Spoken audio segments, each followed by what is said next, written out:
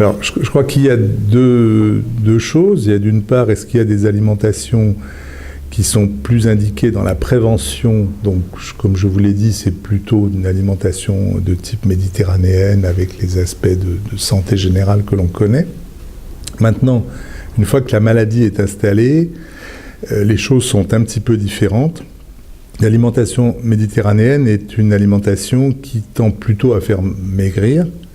Or, la maladie, spontanément, tente aussi à faire maigrir. Donc, je dirais que quand la maladie est installée, le but est surtout que la personne ne se dénutrisse pas.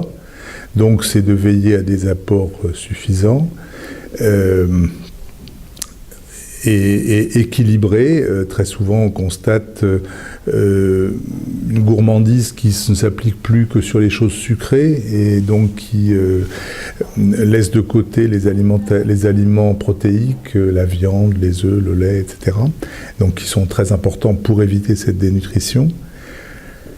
Je dirais aussi que chez beaucoup de personnes âgées, mais encore plus au cours de la maladie d'Alzheimer, il y a une diminution de l'odorat. C'est-à-dire que l'odorat conditionne beaucoup la façon dont on apprécie les aliments. Or, beaucoup de personnes, croyant bien faire, ont tendance à dire pas beaucoup de sel, évidemment pas d'épices, des choses, des bouillies, enfin des choses le plus fades possible. Et ça accroît l'anorexie, donc l'absence d'appétit. Les personnes âgées apprécient volontiers des plats un peu relevés, un peu forts en goût, si je puis dire, et il ne faut pas hésiter à leur en donner sous le prétexte que ça serait mauvais pour leur santé. Non, ça n'est pas mauvais pour leur santé.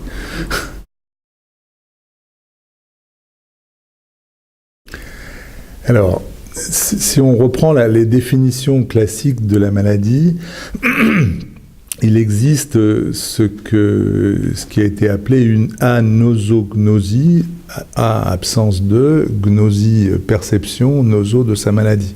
Donc, si on en croit cette définition, le malade n'est pas conscient de sa maladie. Cette assertion est très partiellement exacte, c'est-à-dire que notamment au début, notamment pendant les premières années, notamment dans les années où le malade se rend compte qu'il a des troubles et on ne lui a pas encore dit qu'il avait une maladie d'Alzheimer, justement il se rend compte.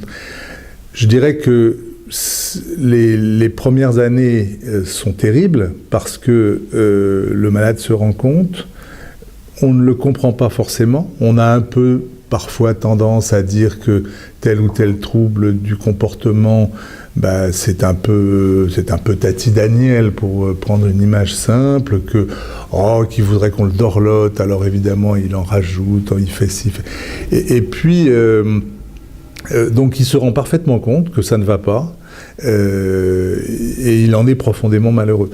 Alors, il est vrai, par contre, qu'à un stade très évolué, souvent les gens ne se rendent pas compte, et souvent, d'ailleurs, à ce moment-là, il y a un phénomène très particulier.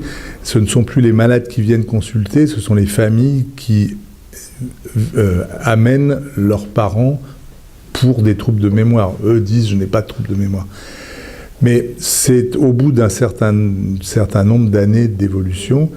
Et d'une façon générale, ce qu'il faut bien comprendre, c'est que cette maladie atteint ce qu'on appelle la cognition, c'est-à-dire la perception des choses, la compréhension, mais n'atteint pas les émotions, enfin, ou très peu.